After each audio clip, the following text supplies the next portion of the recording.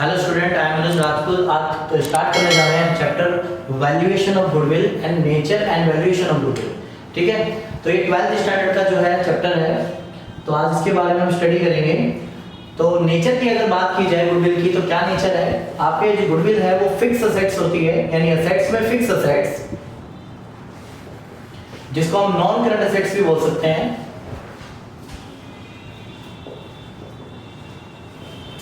ये वैसे देखा जाए तो चैप्टर जो है ऑप्शनल है, कोई कंपलसरी नहीं है कि एग्जाम में आए, पर इसका जो इफेक्ट है ये आने वाले जो चैप्टर्स हैं like admission of A partner, change in profit sharing ratio या अदर चैप्टर्स जिनकी retirement, death of A partner, सभी में इसकी जो है रिक्वायरमेंट रहेगी। तो इसलिए इस चैप्टर को जो है हम ऑप्शन में डालते हैं, पर कंपलसरी है करना। तो यहाँ पे बात की जाए तो गुडविल आपकी क्या है? असेट्स है। असेट्स में किस टाइप के असेट्स है? फिक्स असेट्स है। तो फिक्स असेट जो टाइप के असेट्स होती है उनको बोलते हैं नॉन करंट असेट्स। तो फिक्स असेट्स में भी कैटेगरी है intangible assets. Intangible assets are those assets which can not be touch और सीन, जिसको देख या छू नहीं सकते। इस टाइप के असेट्स जो है आपकी इंटेंजिबल असेट्स होती है। तो फिक्स असेट्स में इसकी कैटेगरी है इंटेंजिबल असेट्स। ओके, गुडविल हमारी असेट्स, असेट्स में फिक्स असेट्स और फिक्स असेट्स में इंटेंजिबल असेट्स। तो आगे बात करते हैं कि गुडविल क्या करती है काम। गुडविल का जो काम है वो हमारी इमेज को, यानी कंपनी की इमेज को बिल्डअप करना होता है, राइट। जैसे कि हम बात करें कि गुडविल का पर्पस क्या है, किस लिए हम गुडविल चैप्टर जो है बनाते हैं, ये मतलब गुडविल चैप्टर जो है गुडविल क्या काम करती है। तो गुडविल का पहला काम है पर्पस आपकी इमेज बिल्डअप करना। इमेज बिल्डअप करना किसमें? इन द मार्केट में।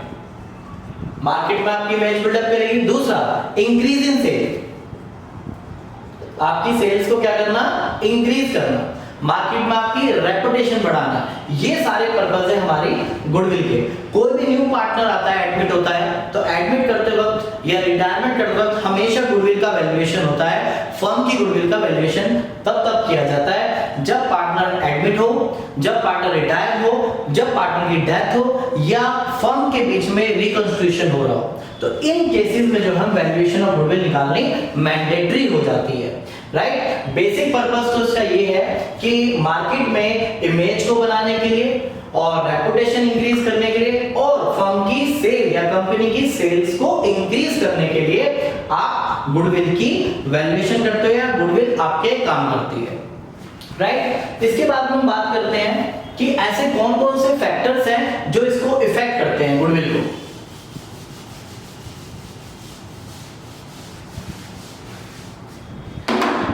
तो फैक्टर इफेक्टिंग गुडविल, ये 1 मार्कर के लिए बहुत ही ज्यादा इंपॉर्टेंट क्वेश्चन है।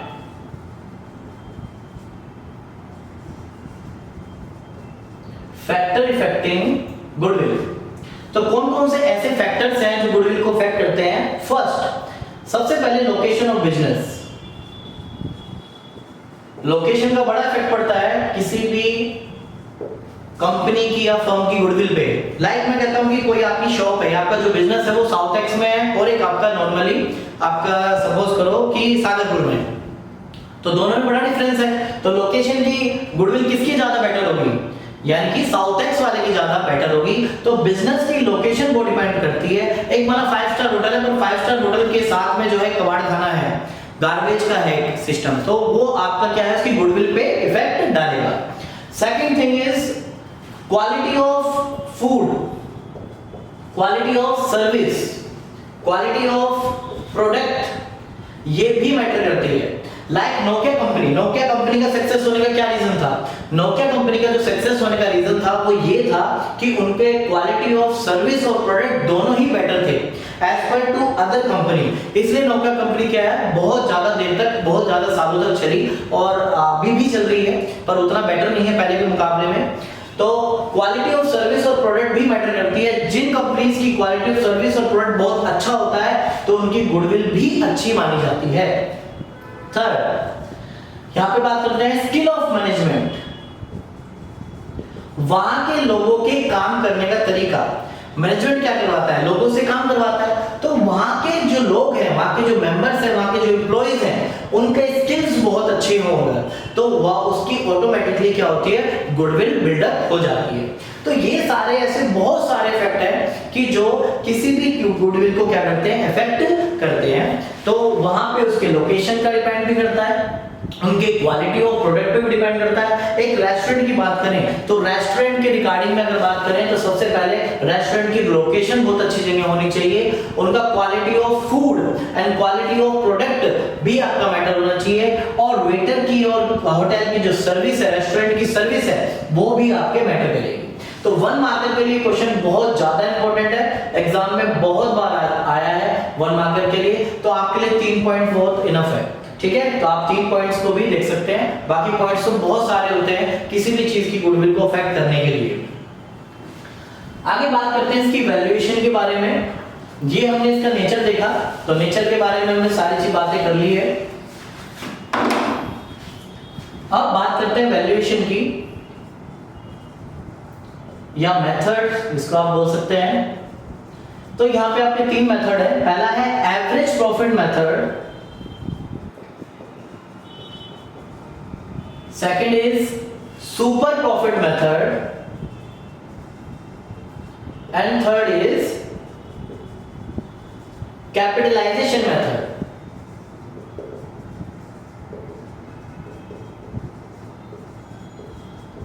तो सबसे पहला जो आपका मेथड है एवरेज प्रॉफिट मेथड, इससे गुडविल की वैल्यूएशन किस तरह से की जाती है। तो goodwill equals to average profit multiply by number of purchasing year. जब एवरेज प्रॉफिट को नंबर ऑफ परचेजिंग ईयर से मल्टीप्लाई करते हैं तो आपकी गुडविल कैलकुलेट हो जाती है बाय एवरेज प्रॉफिट मेथड। अब यहां पे अगर बात की जाए कि एवरेज प्रॉफिट कैसे कैलकुलेट किया जाता है, लाइक मैं आपको एग्जांपल समझाता हूं। लाइक आपके 2017 में 1 लाख का प्रॉफिट है, 2018 में आपका 2 लाख का प्रॉफिट है, और 2019 में जो है आपका 3 लाख का प्रॉफिट है, राइट। प्रॉफिट है तो आप ऐड करेंगे और लॉस है तो आप उसको माइनस करेंगे। तो इस तरह से आपका एवरेज प्रॉफिट कैलकुलेट होगा 1 lakh plus 2 lakh plus 3 lakh and divided by 3। तो जो आपका कैलकुलेट होके आएगा एवरेज प्रॉफिट वो आपका 2 लाख होगा, राइट। ये एवरेज प्रॉफिट आप यूज करेंगे, तो जितने नंबर ऑफ ईयर के आप प्रॉफिट लेते हैं, लॉस लेते हैं, उतने नंबर ऑफ ईयर से आप डिवाइड करेंगे तो आपका एवरेज प्रॉफिट कैलकुलेट हो जाएगा, राइट। तो ये होगी आपकी बात एवरेज प्रॉफिट की। अब मल्टीप्लाई करेंगे नंबर ऑफ परचेजिंग ईयर से, तो नंबर ऑफ परचेजिंग ईयर आपको गिवन होता है in the question, given in question. ये हमेशा आपको क्वेश्चन में गिवन होगा, बट ये होता क्या है, नंबर ऑफ परचेजिंग ईयर बहुत सी बुक्स में नहीं लिखा कि होता क्या है। जैसे सपोज करो कि कोई कंपनी स्टार्ट हुए 10 साल हो गए, 10 ईयर से 5 से वो आपकी चल रही है, बट प्रॉफिट जो स्टार्ट हुआ है फ्रॉम द 4th ईयर से स्टार्ट हुआ है। 4th ईयर से आपका प्रॉफिट स्टार्ट हुआ और प्रॉफिट जो है ईयर बाय ईयर जो है इंक्रीज होता चला गया। तो जितने प्रॉफिट आपका इंक्रीज होता चला गया उस पीरियड को नंबर ऑफ परचेजिंग ईयर बोलते हैं, राइट। पहले साल आपको प्रॉफिट हुआ, देन लॉस हुआ, देन प्रॉफिट हुआ, ये कैलकुलेशन नहीं की जाती, ये नंबर ऑफ परचेजिंग ईयर में नहीं आता। नंबर ऑफ परचेजिंग ईयर उन्हीं ईयर्स को लेते हैं जिन ईयर में आपका प्रॉफिट जो है कंटीन्यूअसली जो है इंक्रीज होता चला गया, वो ईयर आपके नंबर ऑफ परचेजिंग ईयर कहलाते हैं, राइट। तो बेसिकली वैसे एग्जाम में तो आपको ध्यान रखना है कि आपको गिवन ही होगा, बस आपको एवरेज प्रॉफिट को मल्टीप्लाई कर देना है नंबर ऑफ परचेजिंग ईयर से, राइट। ये तो बात होती है आपकी एवरेज प्रॉफिट मेथड की, इसको हम क्लियर कर देते हैं।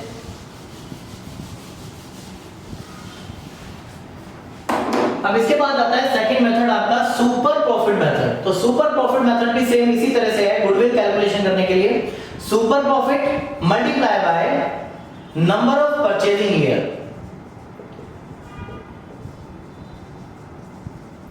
Number of purchasing year. तो नंबर ऑफ परचेजिंग आपको गिवन ही होगा। सुपर प्रॉफिट क्या होता है, जो एवरेज प्रॉफिट होता है excess on normal profit, average profit minus normal profit, यानी नॉर्मल प्रॉफिट से जो एक्सेस प्रॉफिट होगा वो आपका सुपर प्रॉफिट होगा। एवरेज प्रॉफिट आपको पता है किस तरह से कैलकुलेट किया जाता है, अभी मैंने बताया। नॉर्मल प्रॉफिट कैसे निकाला जाता है ये भी आपको मैं बताता हूं। तो नॉर्मल प्रॉफिट निकालने का जो फॉर्मूला है, तो normal profit equals to capital employed यानी जो आपने कैपिटल लगाई है, कैपिटल एम्प्लॉयड लगाई है, उस पे जो मार्केट का रेट होता है उस रेट को कैलकुलेट किया जाए तो आपका नॉर्मल प्रॉफिट होता है। लाइक आप कहीं और बिजनेस की जगह आप कहीं और पैसा लगाते, इन्वेस्ट करते, तो वहां से आपको रिटर्न मिलता। लाइक बैंक में आप डालते पैसा, आपको 7 to 8% आपको रिटर्न मिलता, तो उस रिटर्न से जो आपको एक्सेस रिटर्न मिल रहा है वो डिफरेंस होता है आपका सुपर प्रॉफिट। तो कैपिटल एम्प्लॉयड पे rate upon 100 is a normal profit. और कैपिटल एम्प्लॉयड किसका सम होता है आपका? All capital plus reserves. तो रिजर्व्स और कैपिटल को ऐड करेंगे तो आपका कैपिटल एम्प्लॉयड कैलकुलेट हो जाता है, ठीक है। और इसके बाद अगर बात करें हमारा, तो ये सुपर प्रॉफिट मेथड आपका क्लियर हो चुका है। सुपर प्रॉफिट मेथड से कैसे गुडविल कैलकुलेट की जाती है? Super profit multiply by number of purchasing year. Super profit कैसे कैलकुलेट होगा? Average profit minus normal profit. और नॉर्मल प्रॉफिट कैसे कैलकुलेट होगा? Capital employed multiply by rate divided by 100। और कैपिटल एम्प्लॉयड किसका सम होता है? Capital plus reserve, right. तो ये भी मेथड हमारा क्लियर हो गया। तो थर्ड मेथड की ओर चलते हैं हम, जिसका नाम है कैपिटलाइजेशन मेथड। तो एक काम करते हैं, इसको जरा सेपरेटली लिख लेते हैं। थर्ड मेथड आपका कैपिटलाइजेशन मेथड। कैपिटलाइजेशन मेथड भी आपके दो तरीके से है, by average profit method and by super profit method. आपको एग्जाम में इसमें कैपिटलाइजेशन मेथड वर्ड जरूर यूज करेगा। तो कैपिटलाइजेशन में भी आपके जो है एवरेज प्रॉफिट भी होता है और आपका सुपर प्रॉफिट भी होता है, और दोनों के रिजल्ट, दोनों से रिजल्ट जो है आपके वो सेम आएंगे, चाहे आप एवरेज प्रॉफिट मेथड से कैलकुलेट करें कैपिटलाइजेशन मेथड या कैपिटलाइजेशन करें बाय सुपर प्रॉफिट से, रिजल्ट आपको सेम ही मिलेंगे। तो बात करते हैं एवरेज प्रॉफिट मेथड की कैपिटलाइजेशन में। तो यहाँ पे गुडविल कैलकुलेट करने का जो तरीका है वो है formula capitalize value minus net tangible assets, net tangible assets. तो कैपिटलाइज वैल्यू को कैसे कैलकुलेट किया जाता है? एवरेज प्रॉफिट को मल्टीप्लाई करेंगे 100 अपॉन में रेट, राइट। तो आपका कैपिटलाइज वैल्यू कैलकुलेट हो जाएगी। Net tangible assets means assets minus liability यानी outside liability.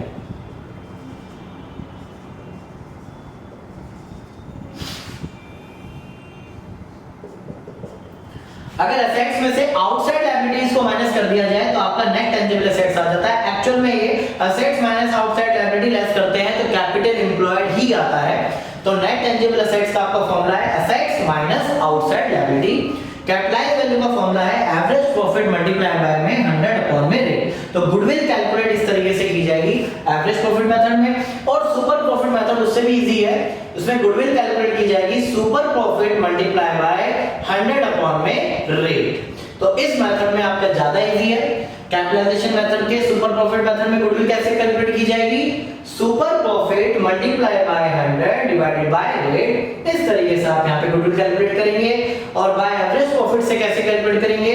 Capitalised value minus net tangible assets. और नेट टेंजिबल एसेट्स आपकी assets minus outside liability. Okay, तो ये आपका कैपिटलाइजेशन मेथड भी हो गया। ये आपका थर्ड मेथड था। First method average profit method, second is super profit method और third is capitalization method. But यहां पे मैं आपको एक बात बताना चाहूंगा कि जो यहां पे प्रॉफिट जहां पे भी वर्ड यूज हुआ है वो प्रॉफिट कौन सा प्रॉफिट होता है? अगर आपको क्वेश्चन में प्रॉफिट दिए हुए हैं जिसको मैं नाम दे रहा हूं गिवन प्रॉफिट, तो आप उस प्रॉफिट के अंदर ऐड करेंगे अब नॉर्मल लॉसेस और माइनस करेंगे अब नॉर्मल गेन, और उसके बाद जो आपका एक्चुअल प्रॉफिट आएगा उस प्रॉफिट को आपको यूज करना है एवरेज प्रॉफिट को कैलकुलेट करने के लिए। कोई भी प्रॉफिट कैलकुलेट करने के लिए आपको ये प्रॉफिट चाहिए जिसको हमने नाम क्या दिया? Actual profit. तो जो भी आपको क्वेश्चन में गिवन प्रॉफिट होगा और कुछ एडजस्टमेंट्स आपको दी होंगी, लाइक आपको बताता हूं, सपोज करो कि आपकी साल जो है 1 लाख की सेल होती है, राइट। उस 1 लाख की सेल में आपका लॉस बाय फायर हो जाता है आग लग जाती है स्टॉक में, तो 80,000 का जो है लॉस हो जाता है। तो आप कितना प्रॉफिट प्रेजेंट करेंगे? आप प्रॉफिट प्रेजेंट करोगे आपने यहाँ पे, सॉरी ये प्रॉफिट है, सेल नहीं है। प्रॉफिट आपकी जो है 1 लाख है, यानी 1 लाख है। 1 लाख के प्रॉफिट में आपको 80,000 का लॉस बाय फायर हो जाता है, गुड्स जो है लॉस हो जाते हैं इस चीज में फायर की वजह से। तो आप प्रॉफिट कितना शो करेंगे? अपना 20,000 प्रॉफिट अपना शो करेंगे, बट एक्चुअल प्रॉफिट तो आपका 1 लाख है ना। क्या लॉस बाय फायर, क्या आग रोज लगती है?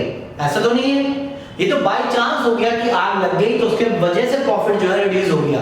तो बिजनेस ये कहता है कि ये एक्चुअल प्रॉफिट वाला कॉन्सेप्ट ये कहता है कि आपका जो गिवन प्रॉफिट था आप दिखा रहे हैं कितना 20, बट आपको यहाँ पे एब्नॉर्मल लॉस जो आपने माइनस कर दिए वो आपको दोबारा ऐड बैक करने हैं, राइट। इसलिए एब्नॉर्मल लॉस जो पहले माइनस हो चुका है आप उसको वापस ऐड बैक करो। यानी बिजनेस ने जो एक्चुअल प्रॉफिट कमाया वो 1 लाख कमाया, ना कि 20,000। वो तो बाय चांस आग लगी, लॉस बाय फायर हुई, तो आपका प्रॉफिट जो है रिड्यूस होके 20,000 रह गया। बट एक्चुअल में देखा जाए तो आपके बिजनेस ने जो कितना अर्न किया है 1 लाख अर्न किया है, ये तो आप रोक भी सकते थे, ये तो बाय चांस जो है लगी। तो इसलिए जितने भी अबनॉर्मल लॉसेस हैं उनको क्या किया जाता है, जो लेस हो चुके हैं उनको वापस ऐड बैक किया जाता है। इसके बाद बात करते हैं अबनॉर्मल गेन की। जैसे आपको profit on sale of machinery को सेल करने से आपका प्रॉफिट हो जाता है। तो आप ये प्रॉफिट क्या करते हो, अपने प्रॉफिट के अंदर ऐड कर देते हो। यानी जो गेन होता है, ये जो सेल करने से मशीनरी को या कोई भी फिक्स एसेट को सेल करने से जो प्रॉफिट होता है, आप अपने बिजनेस के प्रॉफिट में इसको ऐड कर लेते हो। तो ऐड करने से क्या होता है, आपका प्रॉफिट इंक्रीज हो जाता है। क्या ये आपका बिजनेस का प्रॉफिट है? क्या ये आपका बिजनेस का प्रॉफिट है? ये आपके बिजनेस का प्रॉफिट नहीं है, ये बिजनेस से आपका हटके प्रॉफिट है। यानी बिजनेस आप इस चीज से थोड़ा ना ऑपरेट कर रहे हो। क्या मशीनरी सेल करने से आप बिजनेस ऑपरेट करते हो? नहीं। इसलिए ऐसे प्रॉफिट्स को क्या है, हटा दिया जाता है, राइट। तो आपको मैं कुछ ऐसे एग्जांपल्स बता रहा हूं, यानी जिनको आपको माइनस करना है, और कुछ ऐसे आइटम्स हैं जिनको आपको ऐड करना है।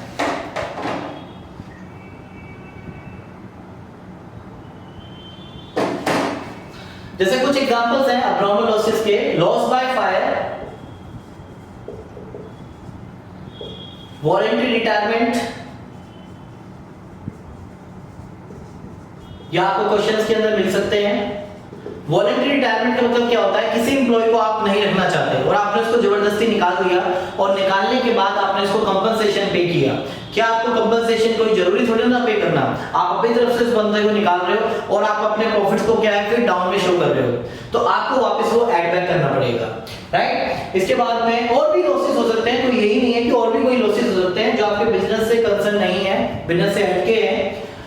अबनॉर्मल लॉसेस में जैसे आपका gain on sale of fix assets, fix assets को सेल करने पे गेन हुआ तो आप क्या करेंगे, माइनस करेंगे।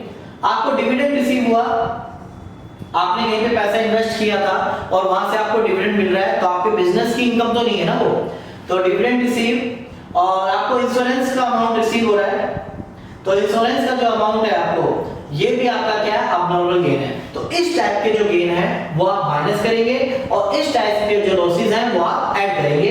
देन आपके पास जो प्रॉफिट आएगा वो आपका एक्चुअल प्रॉफिट होगा, राइट। तो इस चैप्टर में उसके बाद हमारे प्रैक्टिकल अप्रोचेस हैं वो स्टार्ट करेंगे।